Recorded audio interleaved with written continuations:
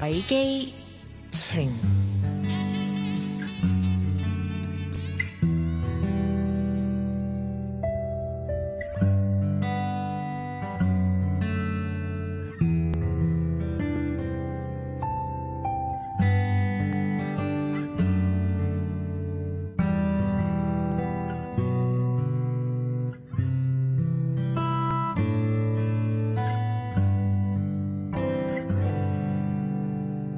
坐上一架長途車，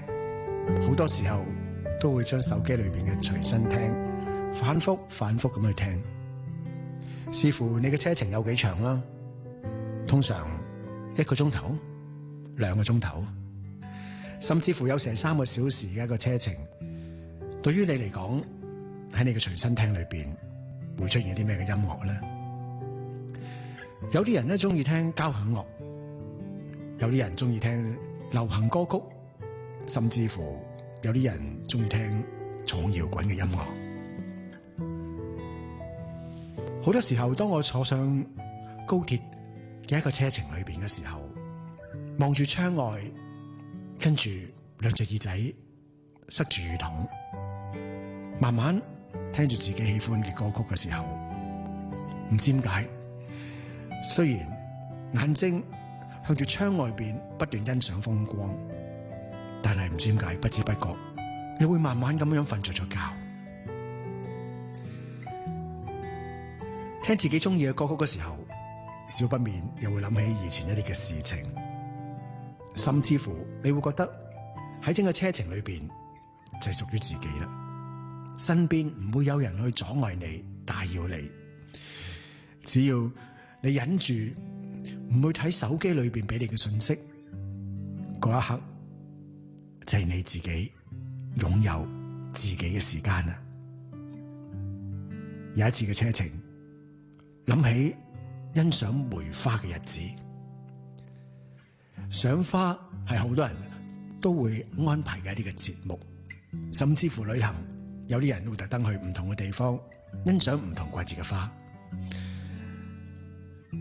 喺未欣賞梅花嘅時候，從來冇諗過自己會欣賞呢一類型嘅花。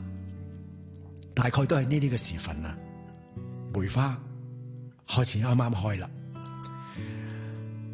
喺有朋友嘅丈夫帶住我哋一班大概5-6個人嘅一團人，就去咗某個地方欣賞梅花盛放嘅時候啦。嗰次係我第一次欣賞梅花初露嘅時刻。原來梅花都有佢嘅香味，喺空中浮動嘅美麗，心裏邊就一直珍藏住